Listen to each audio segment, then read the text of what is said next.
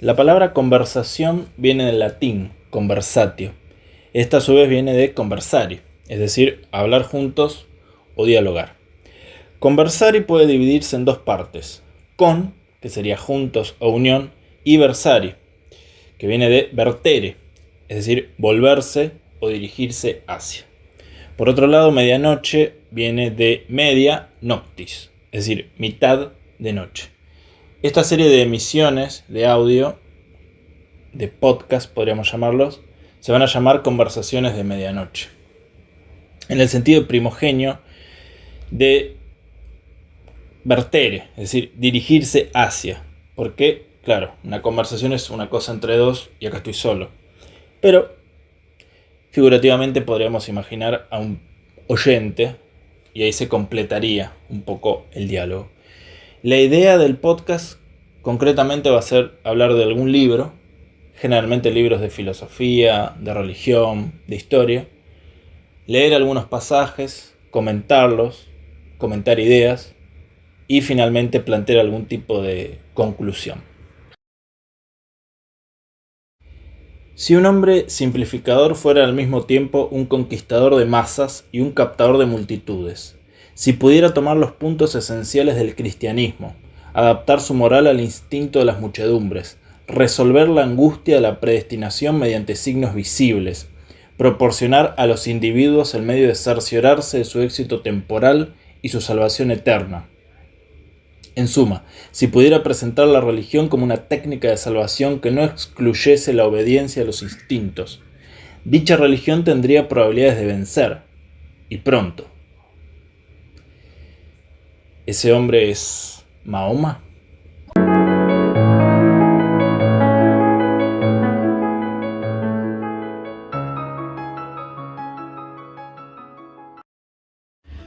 Bueno, la frase que acabamos de escuchar es del escritor francés Jean Guiton, nacido en 1901 y muerto en 1999.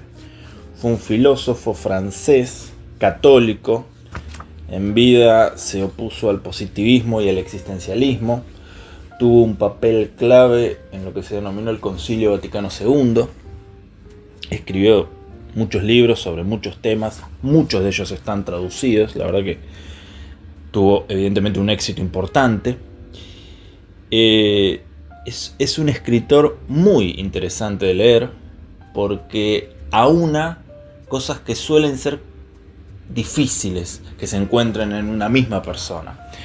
Por un lado, una escritura poética, una escritura elegante, una escritura con buena dicción, y por el otro, una escritura que no prescinde del dato histórico, que no prescinde de la información, del dato duro, del rasgo más historiográfico, ¿no? Y la verdad que esas dos cosas son complicadas de meter en un mismo párrafo, que además esté todo envuelto de una coherencia que haga que, bueno, una cosa, la poética, no esté por encima de la historia, o la historia no esté por encima de la poética. Logra, la verdad que algo que está bien pegado, bien unido en sí mismo, ¿no? Entonces es evidentemente un escritor interesante, muy muy interesante. El libro que vamos a analizar hoy particularmente se llama Las crisis en la iglesia. Es una edición de MC de 1984, en el que desarrolla una crítica y una contextualización de fenómenos que en su origen estuvieron en contra del cristianismo y más concretamente del catolicismo. Esos fenómenos son el judaísmo, la gnosis, los arrianos, el islam, los cátaros, la reforma protestante, y el libro finaliza con las crisis actuales, entiéndase actuales en el momento en que se escribe el libro, el siglo XX, de la iglesia. Concretamente, nosotros nos vamos a referir a las críticas que le hace Jean Guiton al Islam.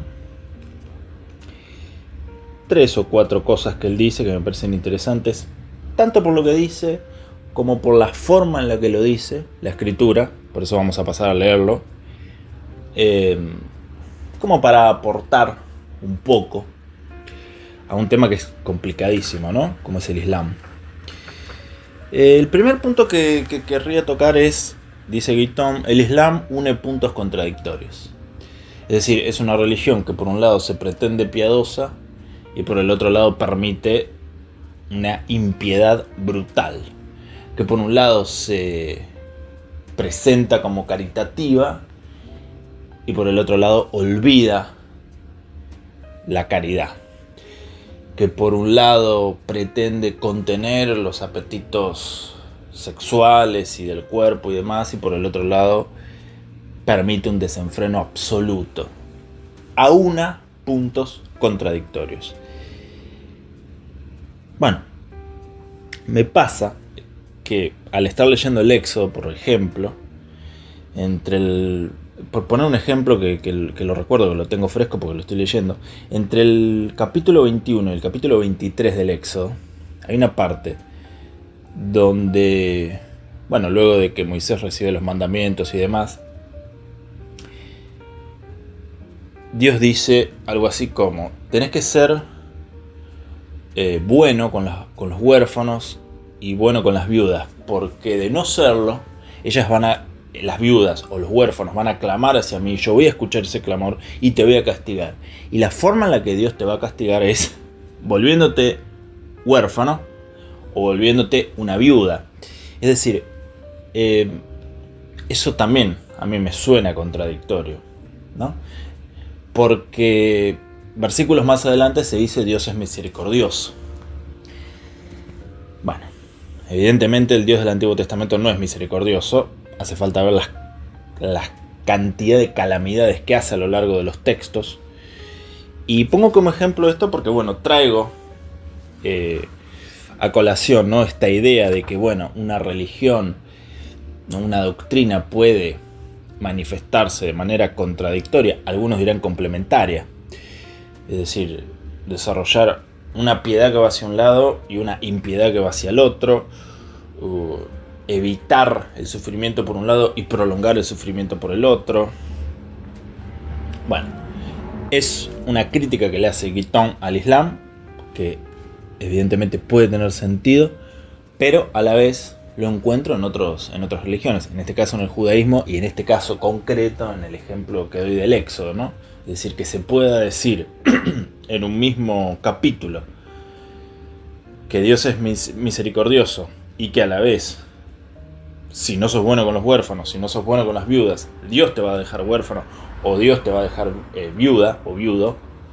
Bueno, si eso no es una contradicción, ya no sé que lo sea.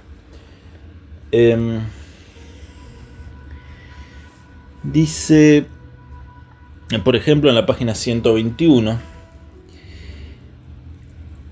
Mahoma no hizo otra cosa que volver al judeocristianismo de Zenobio, como reacción contra el politeísmo metafísico del concilio de Nicea y los concilios siguientes.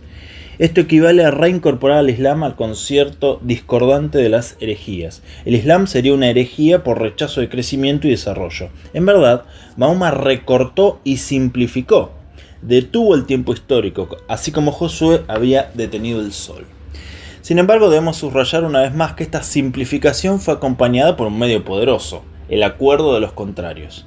La religión mahometana es, entre todas, la que más ha unido los puntos contradictorios. La sangre, la voluptuosidad, la muerte, el rito difícil y tranquilizador, la adoración del Dios único y trascendente, la sensualidad, el frenesí, la violencia, el engaño, junto con la espiritualidad más despojada y constante, la plegaria incesante en una naturaleza vacía.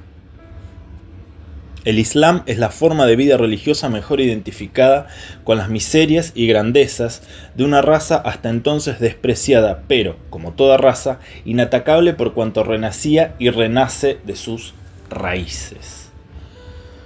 Bueno, el primer punto es evidente, eso se nota.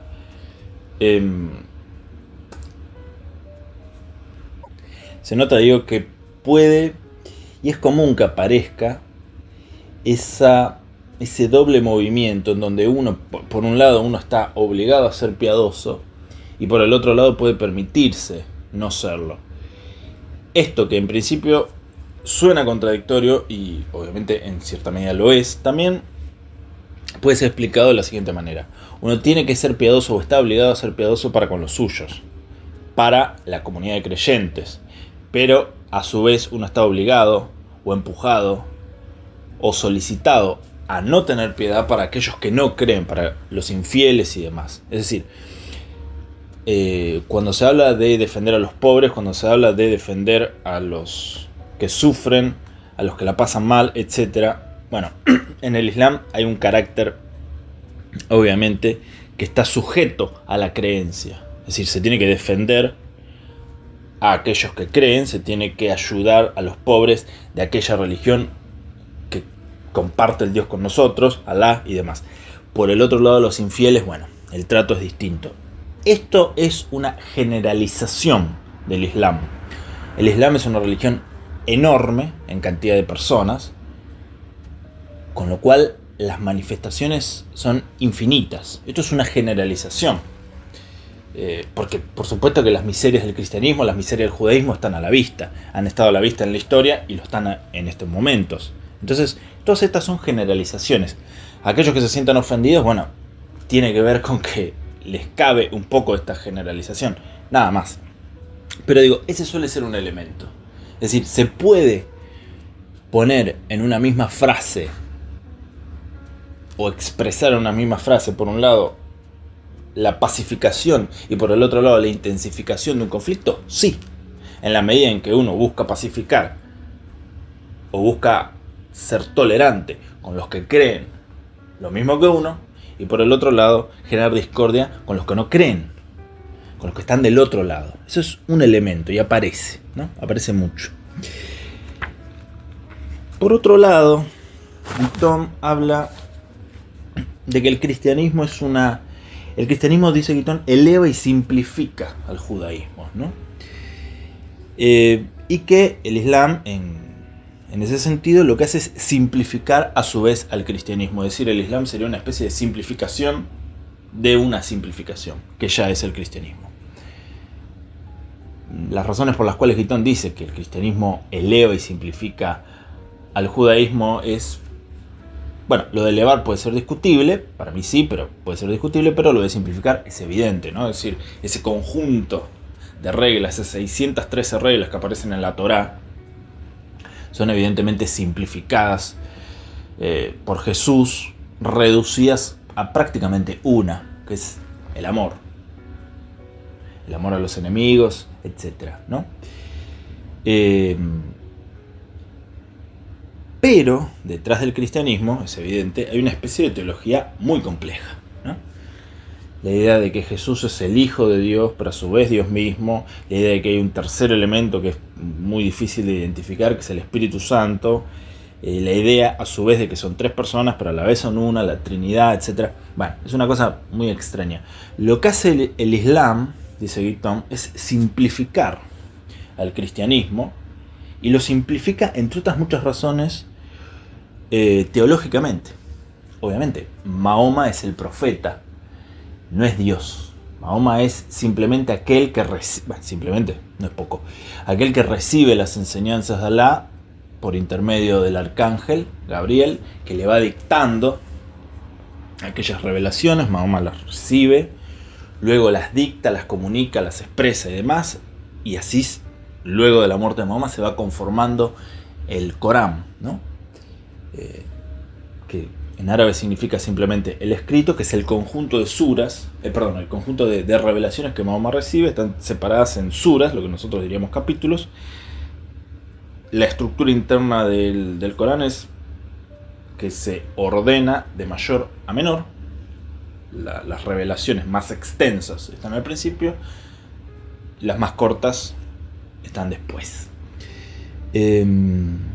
Pero bueno, este es el elemento que quería destacar en el caso del Islam. El Islam es un simplificador del cristianismo. Así lo dice Guitton y me parece extraordinario leerlo. por cómo escribe, ¿no?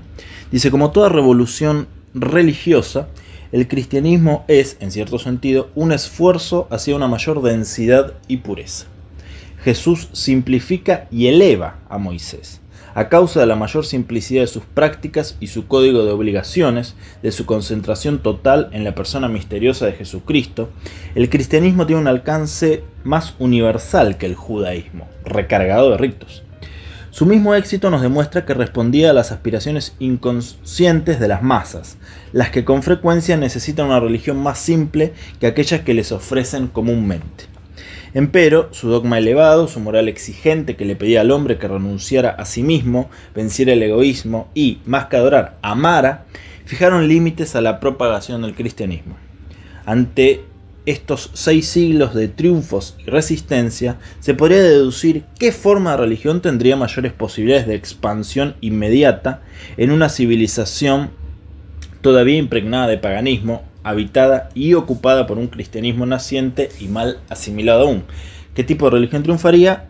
La siguiente. Debería ser una religión más simple si cabe, o mejor dicho, con una simplicidad vaga y elemental, que alcanzase a un tiempo las creencias y las prácticas, y cuyas concesiones de la naturaleza fuesen más graves que las consentidas por el judaísmo, y sobre todo por el cristianismo.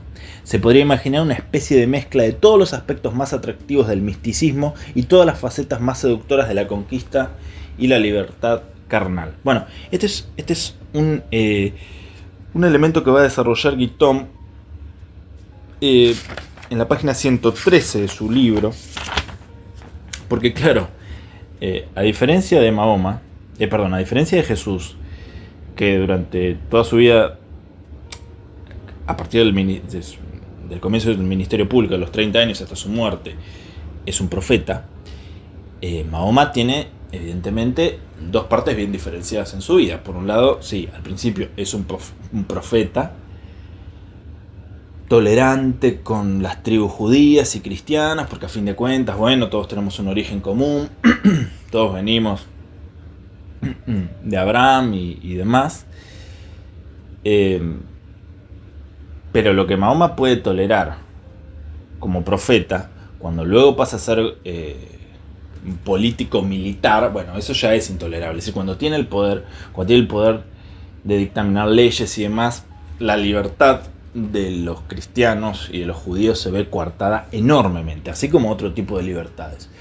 El Islam tiene evidentemente un elemento que es importantísimo de conquista militar que no lo tienen otras religiones. El Islam, a su vez, maneja toda la tecnología, todos los avances, toda la potencia de los ejércitos de la época. Eso lo utiliza a su favor y evidentemente genera un atractivo que Guitton dice: los lugares donde el Islam ha corrido al cristianismo no han podido ser nunca recuperados por el cristianismo. Me interesa leerles ahora la descripción que hace Guitton del ejército, del poderío militar del Islam, porque, bueno, es para tenerlo en cuenta. Una religión que te conquista a mano militari, y es difícil no sentirse aplastado por eso, y oponer resistencia a eso es muy complejo. Dice: con su caballería ligera, su infantería de arqueros, sus máquinas importadas de Persia o fabricadas imitando las bizantinas, los árabes formaron el mejor ejército de su época. Situados en la bisagra geográfica entre las 2 partes del mundo, los caballeros de Alá se extendieron por igual hacia el este y hacia el oeste, y lograron conquistas fulminantes, buena parte de cuyos efectos han perdurado sorprendentemente hasta hoy. Ese, evidentemente, es un elemento a tener en cuenta. El cristianismo no lo va a tener en un principio. Y remarco lo de en un principio. Luego, cuando, en fin, el Imperio Romano con Constantino tenga esa revelación extraña, que no sabemos si fue verdad, si es una hipocresía de él, no importa. esto va a cambiar un poco y el cristianismo va a pasar de ser perseguido de manera tenue y demás, a ser tolerado, a luego formar parte de la religión oficial del imperio. Eso va a ser otra historia, pero el Islam desde un principio tiene un elemento guerrero, un elemento político-militar, un elemento estratégico que es constitutivo de su naturaleza. Es en ese sentido donde el Islam puede ofrecer una moral que tenga la suma de elementos que a priori suenan contradictorios. ¿Por qué? Bueno, porque es una moral guerrera. Sí, por supuesto, hay que ser bueno con las viudas, con los huérfanos, con los pobres, ayudar, etc.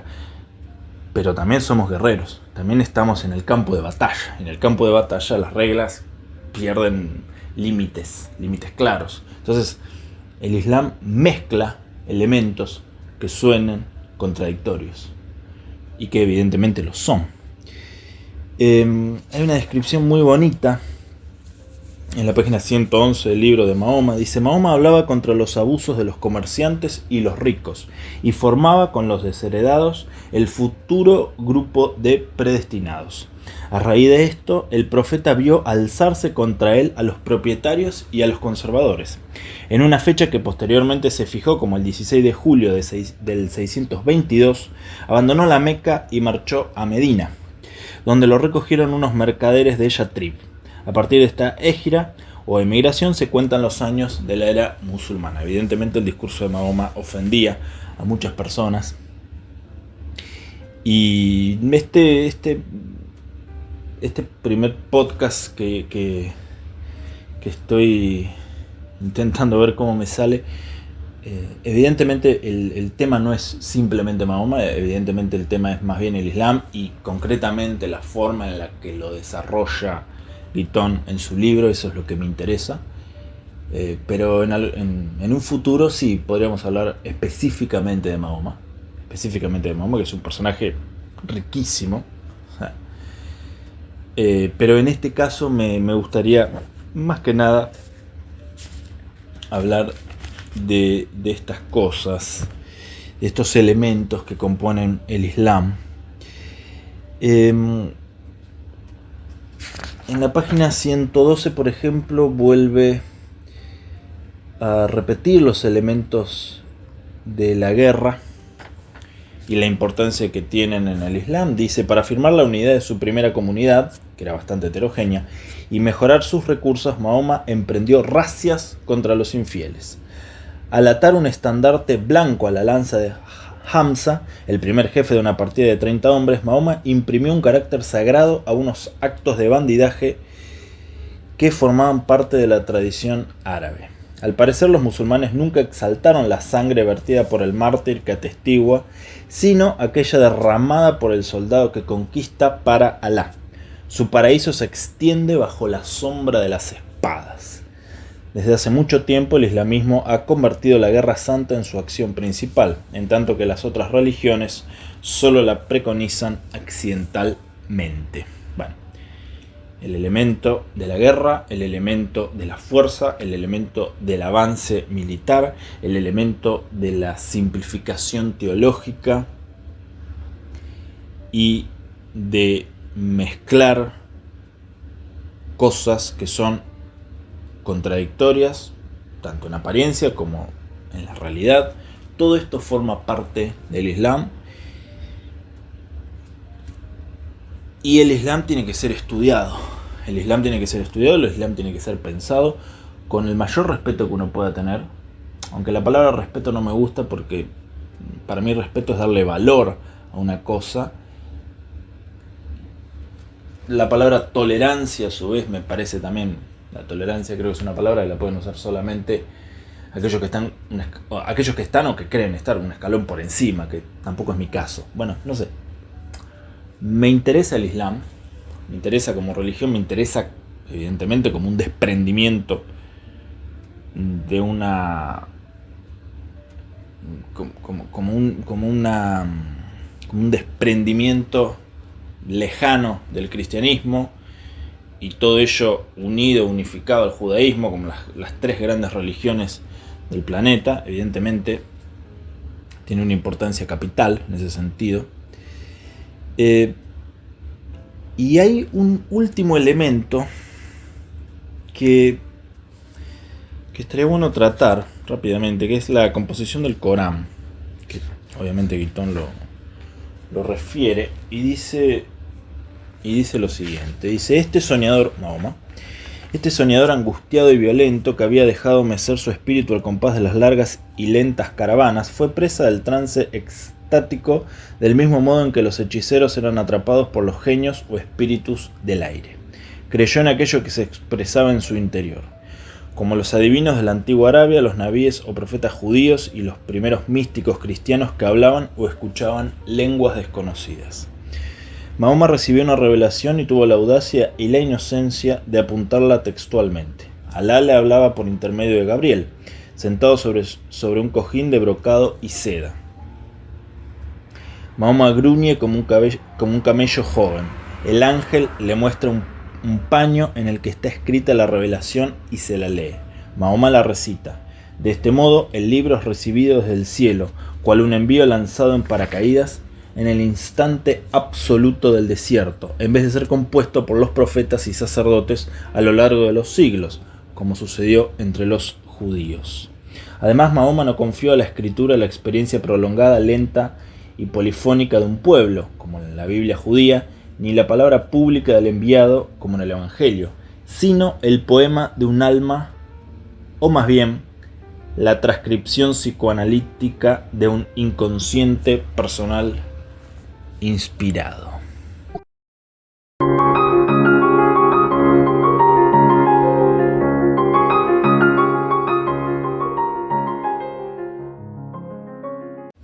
Para concluir, quería decir lo siguiente. El Corán, a diferencia del Nuevo Testamento o a diferencia del Antiguo Testamento o Tanaj para los judíos, el Corán es un bloque homogéneo y ni una coma se puede criticar. El Nuevo Testamento, por poner un ejemplo, es un texto inspirado por Dios, inspirado por el Espíritu Santo, pero escrito por hombres. Y los hombres son falibles y pueden equivocarse. Entonces el texto puede ser criticado, puede ser analizado con la crítica textual, puede ser analizado desde el punto de vista histórico, literario, etc. El Corán está pensado de otra manera, está pensado de una manera más cerrada, con lo cual, bueno, genera esa dificultad, esa distancia. Eso por un lado. Y por el otro, y para terminar este primer podcast, este primer intento de podcast, yo creo que las cosas, evidentemente, o vienen de adentro o vienen de afuera.